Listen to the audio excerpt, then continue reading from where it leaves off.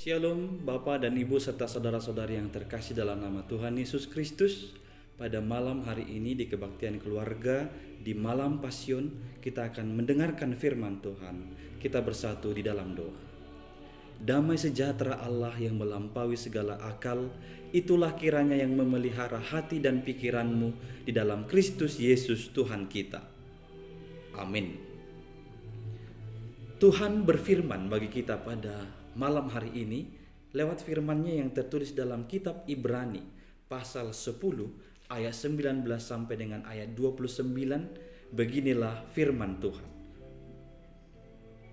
Jadi saudara-saudara, oleh darah Yesus kita sekarang penuh keberanian dapat masuk ke dalam tempat kudus, karena Ia telah membuka jalan yang baru dan yang hidup bagi kita melalui tabir, yaitu dirinya sendiri. Dan kita mempunyai seorang imam besar sebagai kepala rumah Allah. Karena itu, marilah kita menghadap Allah dengan hati yang tulus ikhlas dan keyakinan iman yang teguh, oleh karena hati kita telah dibersihkan dari hati nurani yang jahat dan tubuh kita telah dibasuh dengan air yang murni. Marilah kita teguh berpegang pada pengakuan tentang pengharapan kita, sebab Ia yang menjanjikannya setia. Dan marilah kita saling memperhatikan supaya kita saling mendorong dalam kasih dan dalam pekerjaan baik. Janganlah kita menjauhkan diri dari pertemuan-pertemuan ibadah kita, seperti dibiasakan oleh beberapa orang. Tetapi marilah kita saling menasihati dan semakin giat melakukannya menjelang hari Tuhan yang mendekat. Sebab jika kita sengaja berbuat dosa sesudah memperoleh pengetahuan tentang kebenaran, maka tidak ada lagi korban untuk menghapus dosa itu. Tetapi yang ada ialah kematian yang mengerikan akan penghakiman dan api yang dahsyat yang akan menghanguskan semua orang durhaka. Jika ada orang yang menolak hukum Musa, ia dihukum mati tanpa belas kasihan atas keterangan 2 atau 3 orang saksi. Betapa lebih beratnya hukuman yang harus dijatuhkan atas dia yang menginjak-injak nama Allah, anak Allah, yang menganggap najis darah perjanjian yang menguduskannya dan yang menghina roh kasih karunia. Saudara-saudaraku yang terkasih dalam nama Tuhan Yesus Kristus, pernahkah kita merasa enggan, takut, atau ragu memasuki hadirat Tuhan? Mungkin karena kita merasa aku ini orang berdosa, aku ini tidak layak untuk menyembah Dia. Saudara-saudaraku, pada saat ini firman Tuhan hendak mengingatkan kita bahwa sesungguhnya Tuhan Yesus telah membuka tabir. Tuhan Yesus telah membuat jalan yang baru sehingga kita boleh masuk ke dalam hadirat-Nya. Sehingga siapapun, bagaimanapun orangnya sekarang bisa masuk ke dalam hadirat Tuhan. Darah Yesus itu telah memberi jalan dan memberi kita keberanian untuk masuk ke dalam hadirat Tuhan. Berbeda dengan kebiasaan orang Israel dulu, mereka akan melalui perantaraan imam memasuki hadirat Tuhan Allah yang setiap tahun akan masuk ke ruang Maha Kudus.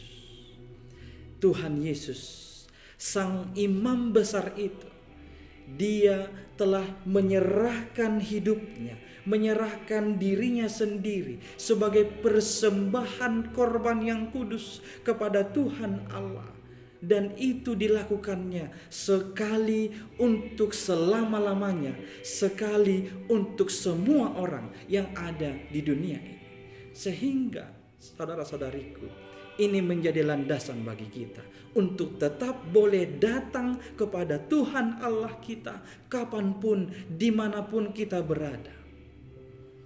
Dengan mengetahui kebenaran firman Tuhan itu, maka ada 3 yang perlu kita pegang di dalam kehidupan ini. Yang pertama adalah tetaplah beribadah. Karena dampak coronavirus 19 ini, memang gereja harus ditutup sementara, dipindahkan ke dalam rumah masing-masing jemaat. Tapi saudara-saudaraku, dibuka atau tidak dibukanya gereja tidak bisa menjadi alasan bagi kita untuk berhenti beribadah kepada Tuhan. Dilarang atau dialihkan atau tidak dialihkannya persekutuan itu tidak menjadi alasan untuk membuat kita berhenti menyembah Tuhan Allah kita.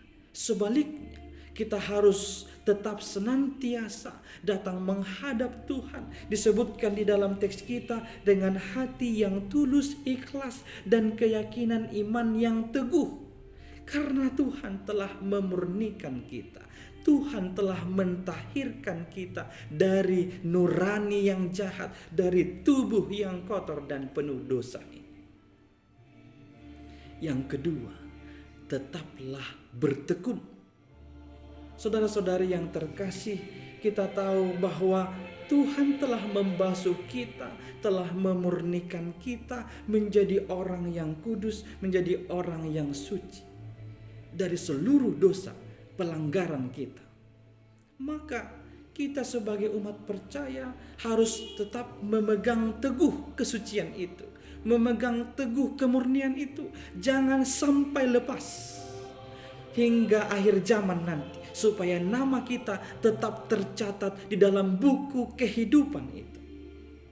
Saudara-saudari, untuk merawat, untuk menjaga kesucian dan kemurnian ini, maka diperlukan ketekunan atau ketaatan dalam hal peribadahan kepada Tuhan Allah. Semakin tekun berbakti kepada Tuhan Allah.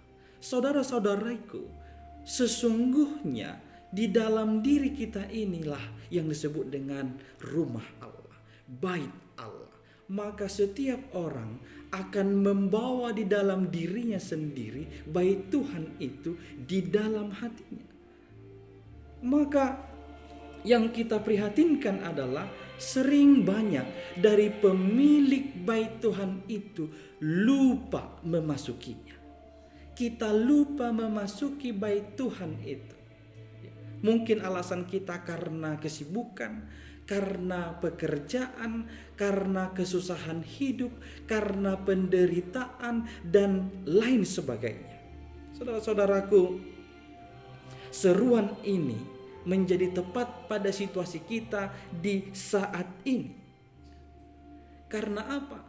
Karena walaupun gereja harus tutup, walaupun ibadah harus dialihkan, tetapi itu tidak akan membatasi setiap orang percaya menunjukkan peribadahannya, melakukan peribadahannya, atau berbakti kepada Tuhan Allahnya.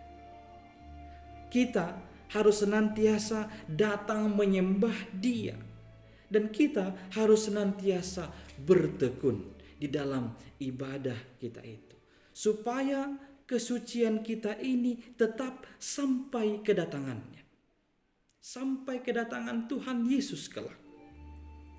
Disebutkan di dalam ayat 26 sampai 27, jika ada orang yang sudah dimurnikan dan disucikan oleh dosa, oleh darah Tuhan Yesus Kristus, kemudian akhirnya melakukan dosa lagi,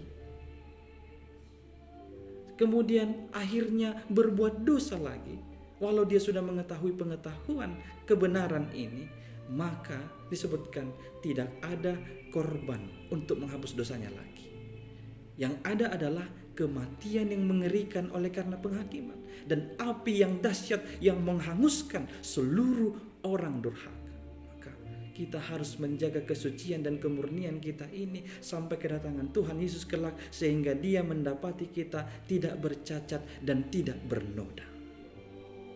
Yang ketiga, ini yang terakhir, tetaplah mengasihi atau saling memperhatikan. Penampakan hidup orang percaya yang telah diselamatkan oleh Tuhan Yesus Kristus melalui darahnya adalah hidup saling memperhatikan, hidup mengasihi, saling memperhatikan dan saling mendorong di dalam kasih dan dalam pekerjaan yang baik.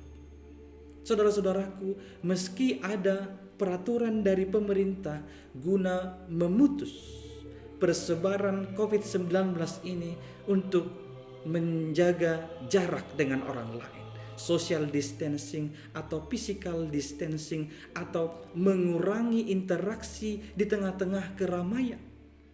Meski peraturan itu ada, harusnya tidak membuat kasih kita kepada sesama itu akhirnya semakin jauh atau semakin berjarak.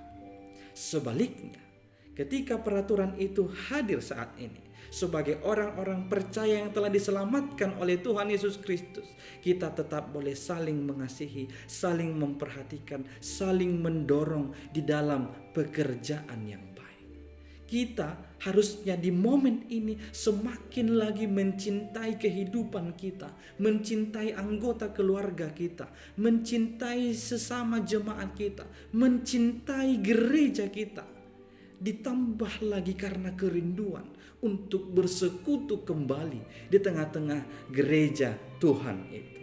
Maka saudara-saudari, kita harus tetap hidup di dalam saling mengasihi, saling memperhatikan, saling mendorong satu dengan yang lain.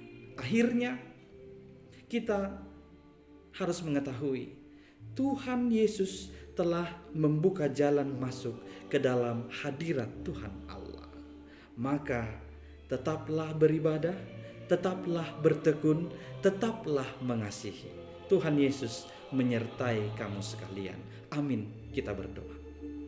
Terima kasih ya Allah atas firman-Mu yang telah kami dengarkan. Mengajar kami untuk tetap beribadah, tetap bertekun, tetap hidup mengasihi dan saling memperhatikan. Meski di tengah-tengah situasi sulit yang sedang kami hadapi saat ini. Bahkan bukan hanya kami, dihadapi oleh masyarakat global yang ada di dunia ini. Tuhan Allah, mampukan kami berpegang teguh dalam keyakinan iman ini dan pengharapan ini. Kami percaya Tuhan, bersama-Mu kami dapat melalui segala kesulitan dalam hidup ini. Hanya dalam nama Anak-Mu Yesus Kristus, dengarlah doa kami ini. Amin.